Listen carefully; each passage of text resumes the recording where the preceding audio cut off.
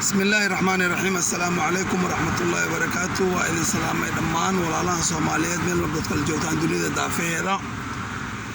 waqtigii waayahani wacnaado insha Allah amni amaana ku noolaada Soomaali weynay waa walaalkiin Xasan Cabdalla Abu Salmaan oo idin leh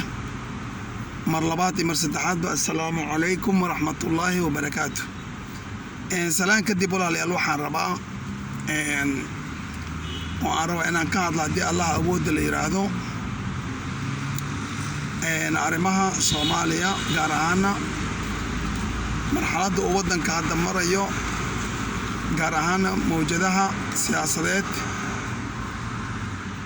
وإسكول فاقن يو تندور شوينكا يو اسمان أفكا كوكا للحجرة معمول كسرة أودن كصوماليا iyo wadamada cadawga ku ah Soomaaliya oo mar walba ayaga u hamuun qabo oo aan ka daalin oo aan ka caajisin in ay hagardaameeyaan jamhuuriyadda federaalka ee Soomaaliya ama jamhuuriyadda xorta ah ee Soomaaliya in ay hagardaameeyaan kama joojiyaan maxaa yeelay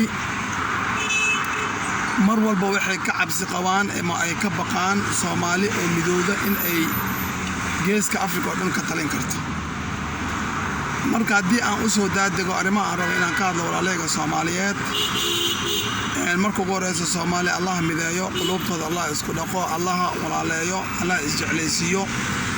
cadowgooda dibadda iyo kan gudahana Allah ka qabto waayo anaga cadowga dibadda mar walba wax nagama qaado taariikhdan waa ku leenahay oo Soomaali waa la yaqaan laakiin mar walba waxaan loo soo adeegsadaa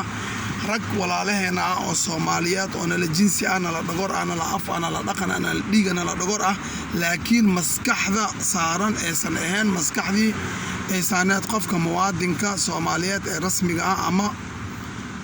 qofka wadaniga ah ee wadankiisa jecel matoorka saarna ma saarna. sidaa daraadeed waxaan rabaa in aan iraahdo dhammaan shacabka Soomaaliyeed iyo dowladooda isku duuban hagardaamooyinka mar walba lagu hayo ummadda haday rabto inay hormarto dhinaca doonta ku hormarto dhinaca diin ha noqoto dhinaca horumar dhinaca wadaniyad waxa mar walba ka hor yimaada waxay ahayd dad iyaga u dhashay oo la mid ah oo diidan oo u adeegaya shisheeyaha maxaa yeelay waanu fahmi karnaa waana garan karnaa waana akhrisanay taariikhda siiradii nabiga calayhi salaatu wasalaam markii uu Madiina yimid oo soo galay Madiina ay soo dhaweeyeen nimankii la kala oran jiray Aws iyo Khasraj markii dambana la magac baxay rasuulka uu bixiyay al-Ansaar iyo Allah subhanahu wa ta'ala oo ku magacaabay Ansaar ayaa waxa ka soo dhex baxay rag cadow ah oo xaasida oo xaqiiriin ah oo uu madax u ahaa Abdullah ibn Ubay ibn Salul ra'iis al-munaafiqiin ragga iyaga ah mawjadii iyo quwadii iyo awoodii islaamka ayay u babacdhigi waayeen markaas waxay daahirsadeen islaamkii laakiin qalbiga waxay kala jireen oo jeclaayeen oo aayeen qalbiga kufri maxaa yeelay munaafiqa iyo kufriga waxa daran oo dhib badan munaafiqa maxaa yeelay Ilaahay subhanahu wa ta'ala waatan uu yiri innal munaafiqiina fi darki al-asfali min an-nar walan tajid lahum nasira kuwa iyaga maxaa yeelay waa kugu dhagor waa kugu dad waa kugu aqli waa kugu siyaasad hadana waxay u shaqeeyaan dad aan adiga kugu mabda ahayn kugu diin ahayn kugu dhaqan ahayn waa cadowgii ummadaas meeshaas degan marka sidaa daraadeed way awoodi waayeen inay dhaan aniga waxaan ku sugnaanayna wixii aan ku sugnaan oo gaalnimada iyo jahiliyadda ah way awoodi waayeen inay dhahaan maxaa yeelay ma qasi karaan mana tashkiilin karaan mana dhibi karaan ummadii muslimiinta haddii ay banaanka cad istaagaan sidaa daraadeed waxay sheegteen in ay yihiin talkood qaraabadood eelkood aqrabadood cashiiradood ku mabda'an ay yihiin laakiin ku mabda' ma aysan ahayn oo waxay ahaayeen cadowga ugu weyn ee uu lahaa markaas systemkii markaa uu rasuulku yimid calayhi salaatu wasalaam waa systemka islaamka dhibaatooyinka ay geysteen dhibaatooyin hal iyo labo iyo saddex ma aha waa dhibaatooyin aad iyo aad u fara badan oo mar walba ay geysan jireen hagardaamada ay u geysan jireen ummadda islaamka ah mar walba mid ka fashilantana mid cusub ayay soo keeni jireen mid ka fashilanta mid kale ayay keeni jireen mid walba kama caajistaan kamana daalaan maxaa yeelay naf iyo shaydaan ayaa iyaga garab iyo gaashaan u ahaa ودائما وأكتين أن الشيطان لكم عدو فاتقذوه عدو إنه يرى الله سبحانه وتعالى naftana waa tili inna nafsa la amaaratun bisuu marka sidaa daraaddeed naf iyo shaydaan ayaa mar walba ayaga waxaa u qurxinaya wixii ay samaynayeen uga dhigaya wax fiican waa ogtihiin markii ugu horeysay ee islaamka meesha ka iftiimay oo nuurka islaamka ay arkeen oo beder inuu islaamka ku guuleystay arkeen ayaa qaswatul uxud markii loo soo dareeray loo soo baxay oo rasuulka calayhi salaatu wasalaam watay ciidan kun gaaraya inay markii meel dhexe la maraayo ay tashkiiliyeen ciidamadii muslimiinta oo yiraahdeen maxamed muxuu u socdaa maxamed muxuu ahaa maxamed wuu qaldan yahay iyo waxyaabo la mid ah waatii 330 rag gaaraya ee la go'een oo ay dheen anaga maya madiina waa difaacina laakiin meel madiina ka baxsan ma tagi karno mana difaacino waa anta qaswatul uxud ogow tii iyada ahayd waa laga kabsaday oo raggii rasuulka calayhi salaatu wasalaam raacay oo 700 ku dhawaa ama 700 iyo dhowrkii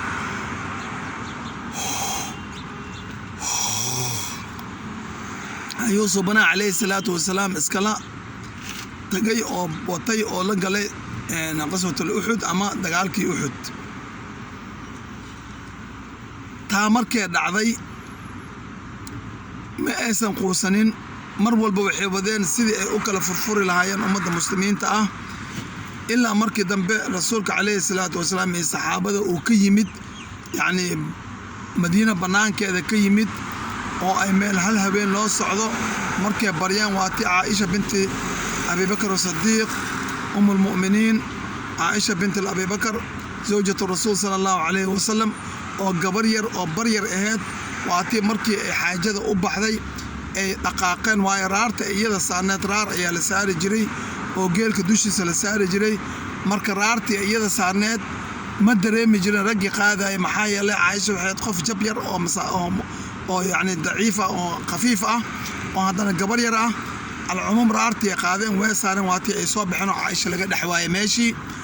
oo raarta dhexdeeda laga waayay subxaan allah mar alla markay arrinkii maqleen oy ka war heleen oo maalin kadib nin waxaa jiray rasuulka calayhi salaatu wasalaam asxaabtiisa ka mid ahaa oo markii ummadda ama muslimiinta ama saxaabada ay meel ka guuraan iyo rasuulka asaga mar walba wuxuu ka dambeeyey hal maalin maxaa yeelay wuxuu dhihi jiray haddii qof wax ilooway ama wax laga tagay ama waxsaasa inuu sii qaado meeshaas ayuu asagana kaga ajar xisaabsanaya allah subxaanahu wa tacaala wuxuuna ahaa rajul mu'min billaah marka waxaa dhacday markii intaasoo furso heleen sidoodaba dadka ayaga ka soo horjeeda mabda'a markaas toosan ee sistamka meesha ka jira dadka ka soo horjeeda daa'iman ee raba inay hagardaameeyaan ee ayaga rabin inay wax toosaan mar walba waxay adeegsadaan fursad yar ayay gaadaan fursaddii waa tii ay adeegsadeen oo sameeyeen caaisha markuu ninkii keenay waa tii ay magaaladoo dhan geliyeen caaisha waxay u hadhay ninkaas oo ay waxay ula hartay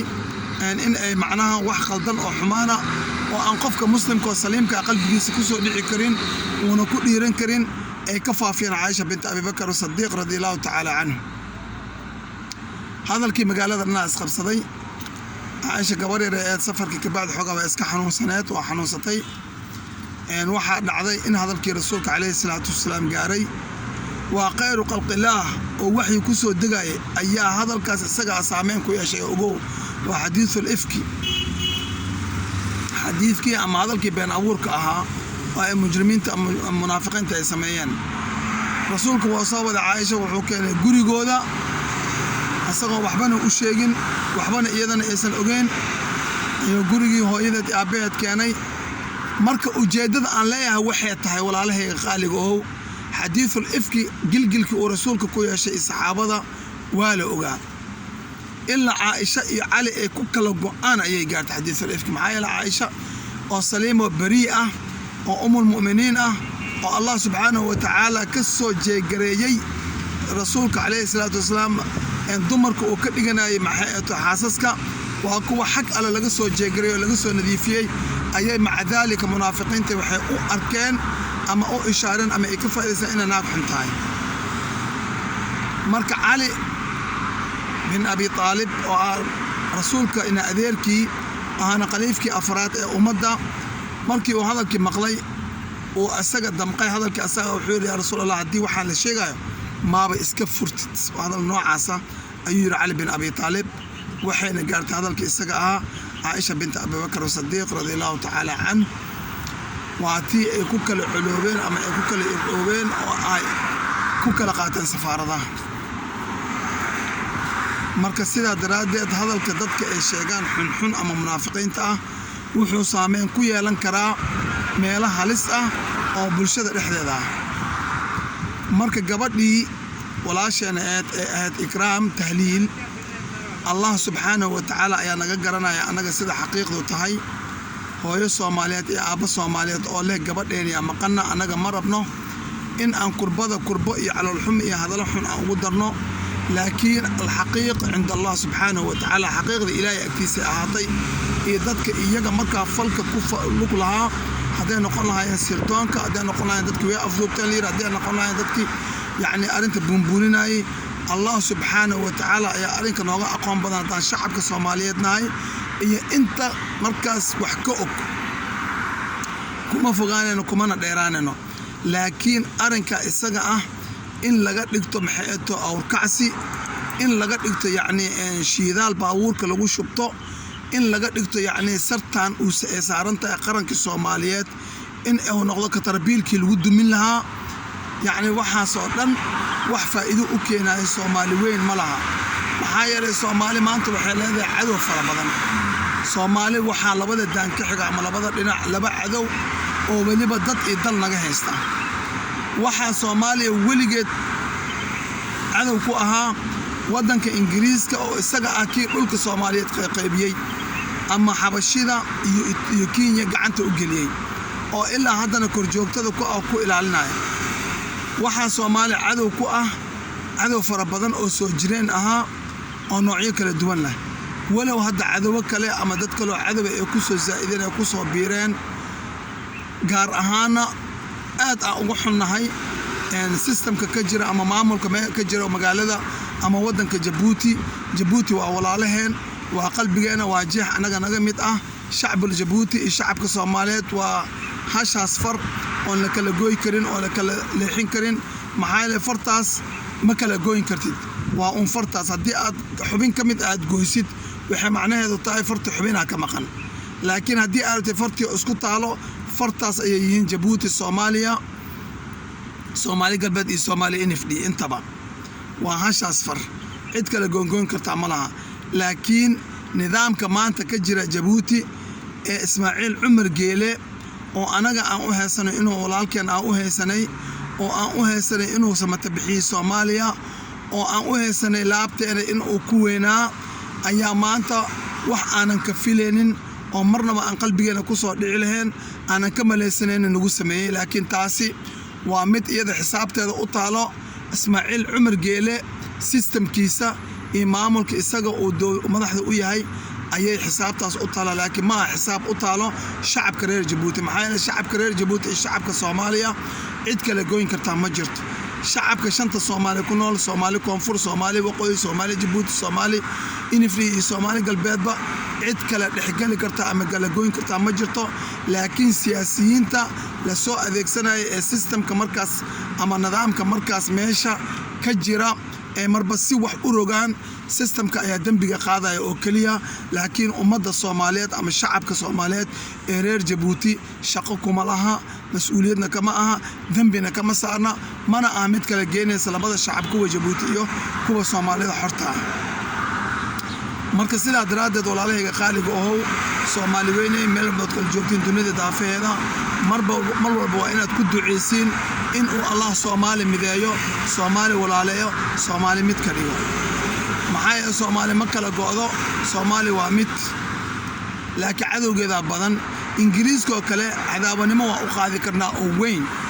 maxaa yeelay dhaqan iyo dhalasho iyo dhogor iyo dhiig nagama dhaxayso إثيوبيا وكلا سيداس وكلا كينيا كذلك لكن جيبوتي لا جيبوتي وما قاعد كنا عذابنا مش شعب كذا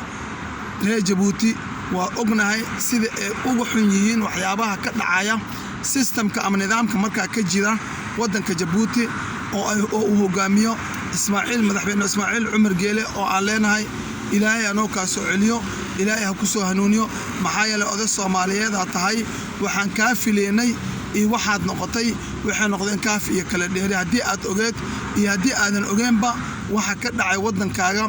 oo la sameeyey toddobaadkii aan soo dhaafnay adigoo ku maqan waddanka Faransiiska taasi waxay nagu dhalisay qalbijab aad u weyn iyo noqdo madow oo qalbigeena kugu dhacday haddii aadan ka garbixin ummadda Soomaaliyeed kuma hayso laab wanaag ama jacayl kuma hayso maxaa yeelay Soomaaliya ayaad meel kaga dhacday shacabka Soomaaliyeed muraayadihii matalayay horjoogayaashii matalayay hogaamiyayaashii matalayay madaxdii matalaysay ayaa isku dayday in aad nidaam kale oo qaldan aad ula dhaqantid marka waa ka xunnahay Soomaaliyay shanta Soomaaliyeed qulubtiina Allah isku dhaqo Allah ni mideeyo Allah idin walaaleeyo anaga Soomaaliyo mid aan rabnaa Soomaaliyo isku duwan aan rabnaa Soomaaliyo ninka Soomaalida xorta degan iyo ninka degan Soomaalida NFD ama Ethiopia iyo ka degan Soomaalida Jamhuuriyadda Djibouti in oo macnaha noqdaan dad saas isku dhaxgal u leh walaaltinimo u leh wada shaqayn leh macnaha isdhaxgal ganacsi iyo wax walba la ayaan rabnaa ma rabna Soomaali cadow ku noqdaa bismillah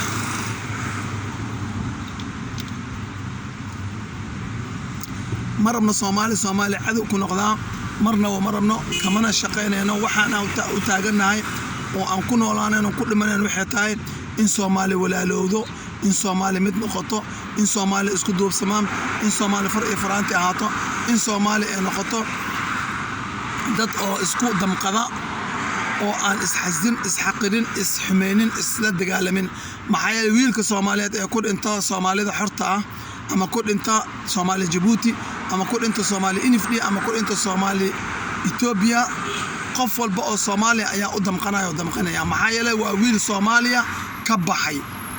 ma aha wiil Soomaaliya u soo zaa'idiyo u soo kordhay laakiin wiilka ku dhashay shanta Soomaali waa wiil Soomaaliya ku soo biiray oo u dhashay Soomaaliya